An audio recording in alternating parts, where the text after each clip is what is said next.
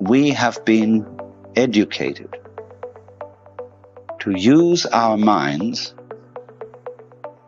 in a certain way, a way that ignores or screens out the fact that every one of us is an aperture through which the whole cosmos looks out.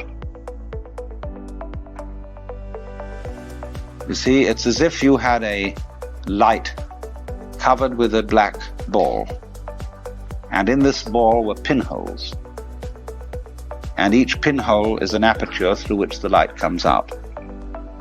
So in that way, every one of us is actually a pinhole through which the fundamental light, that is the existence itself, looks out. Only the game we're playing is not to know this. To be only that little hole, which we call me, my ego, my specific John Jones, or whatever. If, however, you see, we can maintain at the same time the sense of being this specific John Jones with his role in life, or whatever, and know also underneath this that we are the whole works, you get a very marvelous and agreeable arrangement. This is a most remarkable harmoniousness. I mean, it gives one's life a great sense of joy and exuberance if you can carry on these two things at once. If you, in other words, you know that all the serious predicaments of life are a game.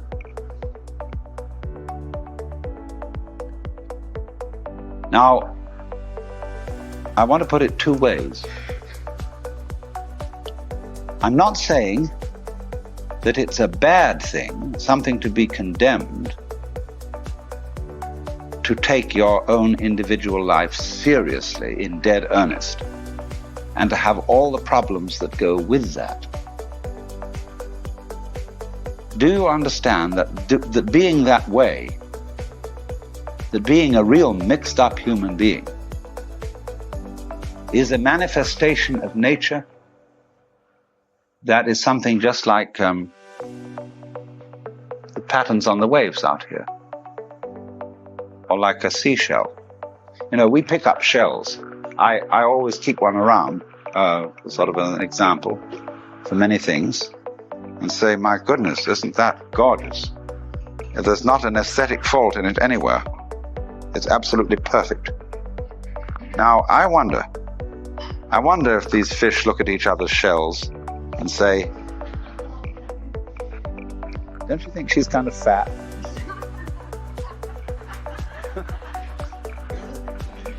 Oh my, those markings aren't really very well spaced. Because that's what we do. See, we don't realize that all of us in our various goings-on and behavior and so on are just as more marvelous, much more complicated, much more interesting. All these gorgeous faces that I'm looking at.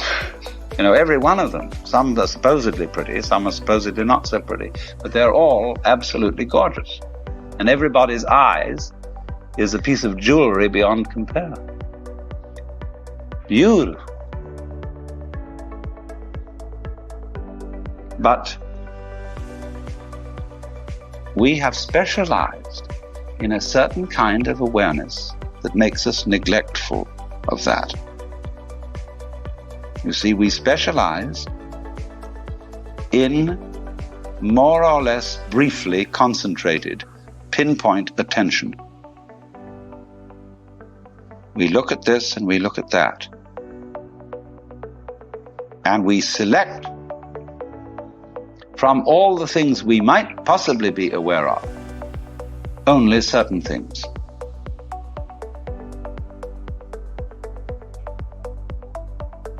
And as a result of that, we leave out of our everyday consciousness, generally speaking, two dimensions of experience. One, amazing beauty of experience that we never see at all.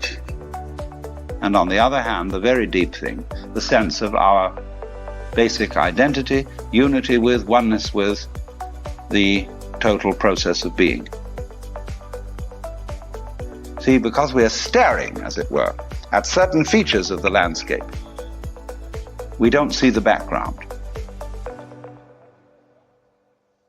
And because we get fascinated with, I could go into details of this shell, as I said, and put myself in the mind of a conch or whatever it is that lives in this thing, and say, that's not so hot, that one. Like that, see? And so, I wouldn't see the whole thing. But when I look at it like this, when anybody looks at it like that, we say, oh my God, isn't that gorgeous?